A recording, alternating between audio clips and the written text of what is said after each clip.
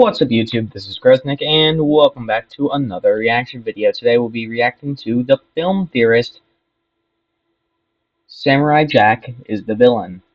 As always, like and subscribe to Film Theorist and myself, and let's get into this. A portion of this theory was sponsored by Simply Safe. There's no safe like Simply Safe. Samurai Jack is Aku. Yeah, you heard that one right. The hero from this classic cartoon will someday go on to be his greatest nemesis. Sound a bit out there? Well, maybe, but I think the evidence might convince you.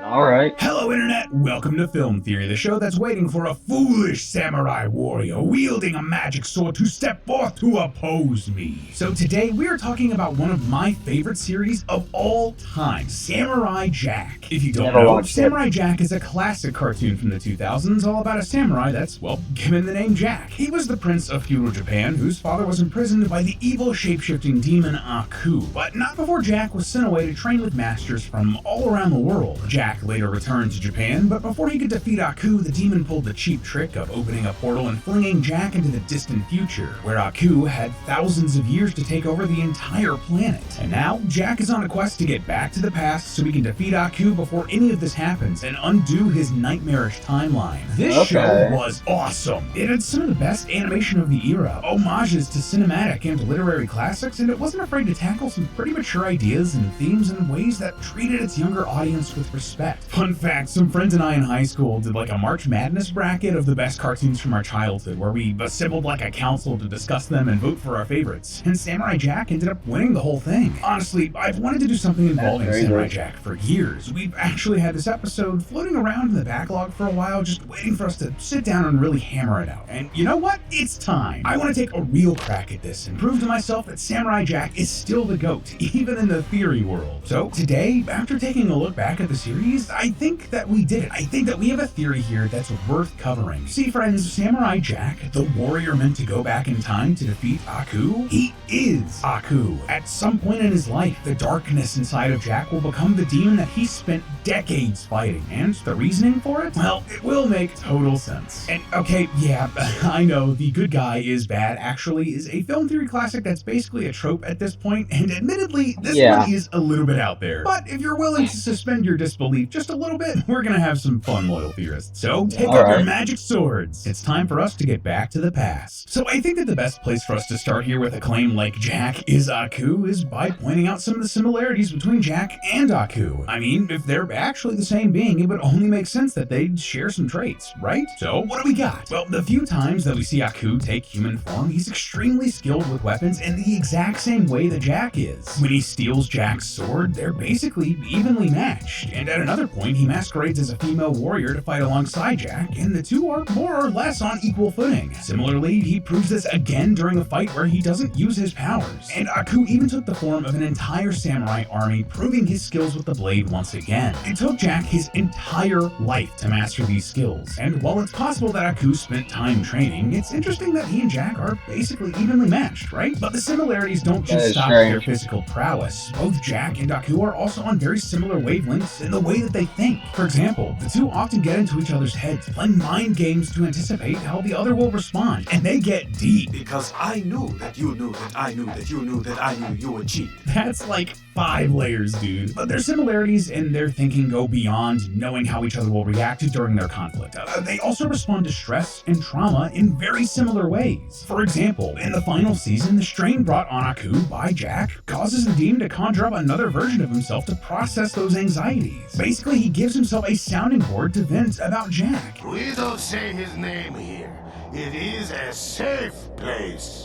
Sorry, to vent about the samurai. Aku even cries that due to the effects of time travel, Jack is ageless, just like Aku. Their struggle is basically set to go on forever. But here's the thing, in the same season, Jack also does this. His brain manifests another version of himself to help him process that despair, a darker version. He's responding the same way as Aku. Plus, this internal evil Jack shows that Jack has a dark side lurking inside of him. And this isn't just talk, we see proof of this across multiple episodes. In episode 8, Aku manifests an evil version of Jack created from his inner darkness. And in episode 40, Jack is corrupted by Aku's essence and nearly becomes the demon himself, even using his sword to attack innocent people. And the version of Jack's inner demon from the final season tries to force Jack to abandon his hope and principles. He even goes as far as to call Jack a fool, which is Aku's go-to insult for the samurai. You're a Yeah. fool!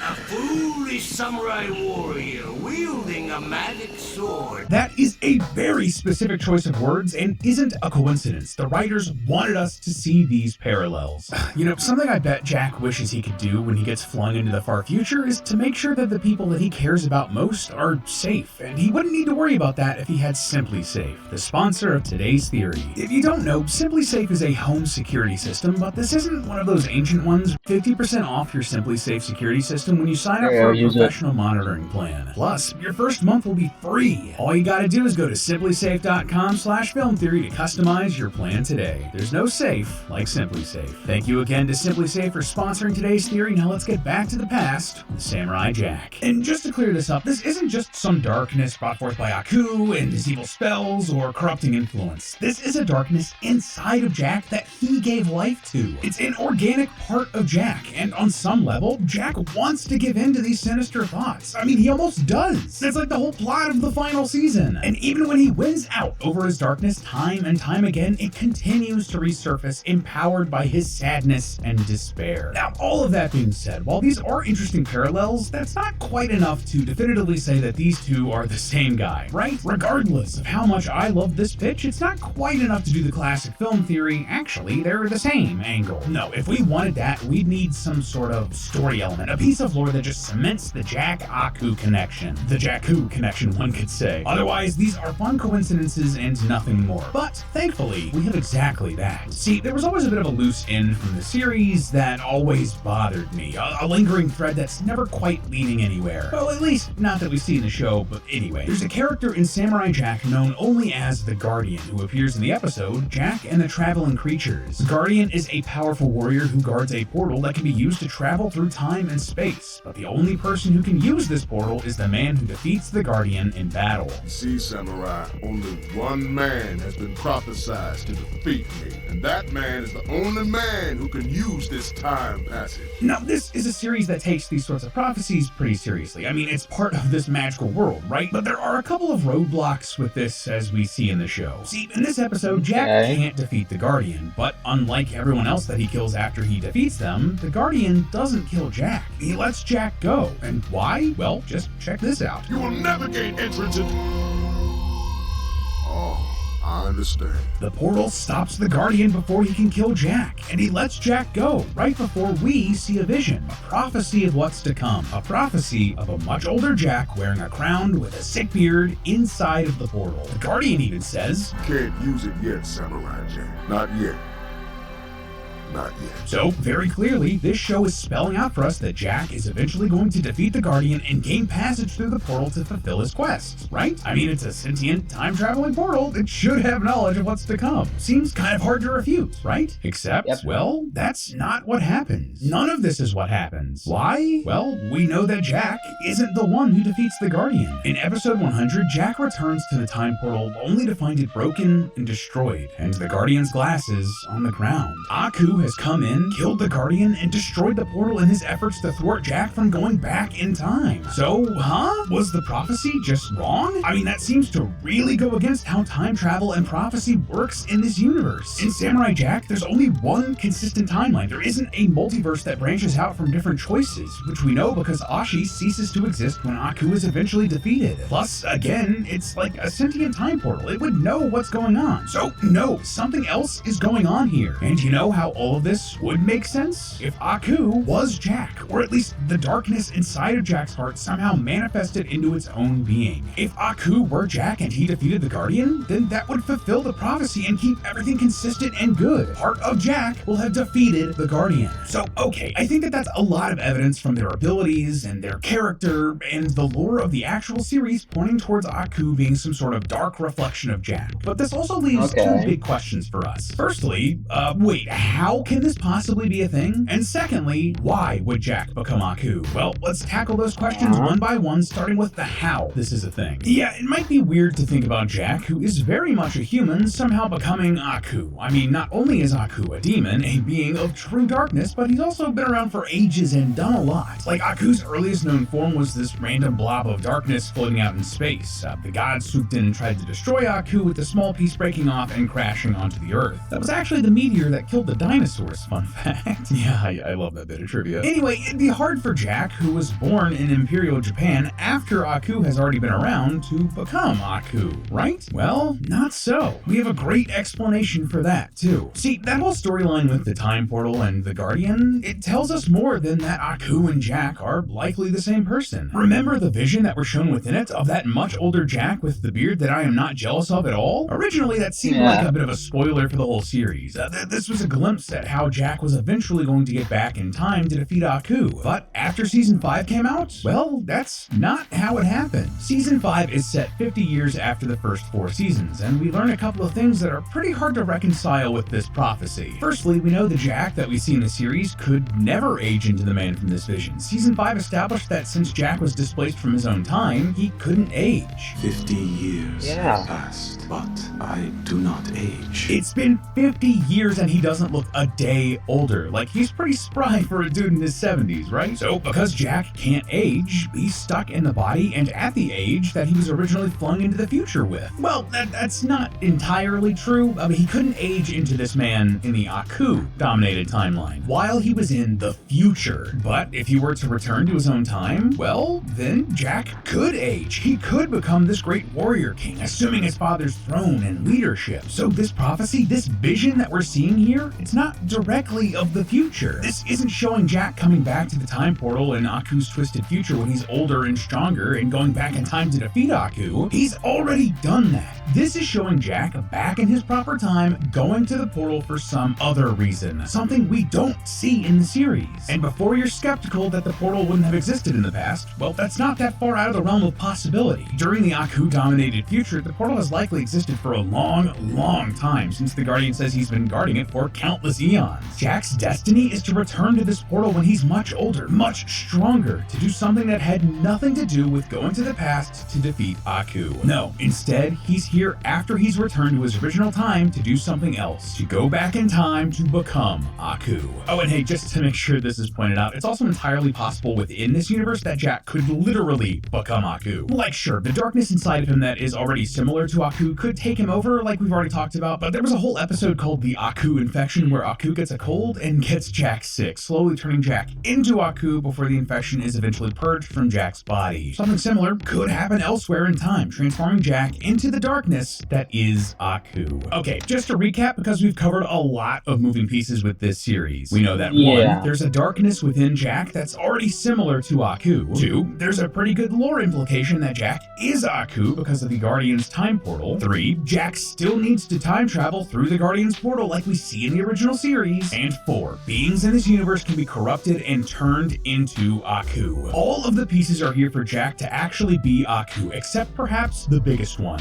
Why? Why in the world would Jack give in and become evil? Go on some sort of grand quest that must take almost his entire life to become his own arch nemesis? Become a force of darkness that will destroy so much of the world and universe? Well, the answer to that one is simple, loyal theorists. He's going to do it for love. See, in that final season of the show, the one that takes place 50 years after the original run, Jack isn't the only main character. No, there's also a new female lead named Ashi, an assassin born of Aku's essence who becomes Jack's love interest. The two slowly grow to trust one another, and by the end, Ashi joins the battle against Aku. Because she was born of his essence, she has all of his powers, and uses them to bring Jack back in time to defeat Aku once and for all. Happily ever after, right? Well, not so much. As I've mentioned a few times in this episode already, Samurai Jack doesn't exist in a multiverse. Its time travel operates like Back to the Future. When you change the past, it erases the future that would have been. So, sadly, as we see in the final episode, just as Jack and Ashi are about to be married, Jack, without a coup, I would have never existed. Because she was born from Aku, and since Aku was killed in the past, the that makes future with sense. Ashi in it never existed. She was never born, which creates a whole bunch of other paradoxes, but we're just gonna ignore that for now. Though the series uses this to end on a bittersweet note, given everything we've talked about so far, the darkness that we know lurks within Jack would certainly not accept this. It would not want to continue on without Ashi. And that isn't even just me pulling that out of nowhere. In the now delisted spin-off game Samurai Jack Battle Through Time, which the creator said was canon, Jack straight up says, Even across time, I will find my way back to you. This happens after Jack has fought his way through several levels pulled from the entire series, where Jack has had to relive some of his worst memories. And he's just straight up saying that he's willing to go through all of that darkness again just to get back to Ashi. And what's the only way to get back to Ashi at the end of the series, in a timeline where she never existed, where the future she was born in was erased? It's to recreate that timeline, to seek out that time portal and fulfill the vision from the Guardian's prophecy, to go back in time and make sure Aku came into being so he could create Ashi, to spill out the dark side of his heart and take the form of the deliverer of darkness himself. Honestly, I think this is an incredible story, an extra layer on top of this beautifully crafted world and series, hidden just under the surface if you're willing to dive into it and suspend your disbelief just a little bit. But when you think about it, perhaps all of this would be a good thing. Maybe bringing about this future where Aku rules is the best outcome for pretty much every character we meet in the series. Now hold up, let me explain. Don't get me wrong, the tragedy and pain Aku brought into this world was incalculable. But, well, when you put things into perspective, Jack's mission is kind of messed up, isn't it? Yes, Jack is trying to return to the past to defeat Aku, and in the process undo the future and pain that he created. But if Jack changes the past, then doesn't that mean the entire future would get wiped out? Wouldn't everyone we meet in the entire show die, in a way? They disappear. They cease to exist. If you change the past, the future that would have happened vanishes, just like we see with Ashi. And when you consider just how huge and widespread Aku's dominance on the planet was, how he reshaped not only the Earth, but also it seemed like other planets throughout the universe, when you consider the butterfly effect, there's basically no way that someone born into an Aku-dominated future would exist in a timeline where Aku was taken out of it. So that's billions, maybe trillions of lives just gone. But hey, what else could Jack really do? Going back in time was the only way he could really beat Aku, right? Well, no, not really. I mean, Jack could have vanquished Aku in the future. He gets pretty darn close to doing it a few times in the series. Sure, but Aku was more powerful in the future, and fixing what he destroyed would have taken more effort. It wouldn't have been easy, no, and things probably could never recover to the point that they were before Aku took over. But is that really worth destroying these countless lives? The Jack we see in the show is one that cared about saving the past, the memory of a world that was long gone. And when he did, when he selfishly went back in time to undo all of the evil that Aku made, he was basically punished for it. He suffers the consequences of his actions by having the love of his life erased from existence. But with the Guardian's unresolved prophecy, the show is giving Jack a chance to fix that, to restore all of the lives he erased by redoing everything and becoming Aku to restore the timeline and fix the future in the future. And maybe, just maybe, get the real happy ending he was fighting for all along. But hey, that's just a theory. A film theory. Uh-oh, nope, I did not mean to do that. I did not mean to do that. That was an accident. Well, good video. As always, like and subscribe to The Film Theorist and myself, and I'll see you next time. Goodbye.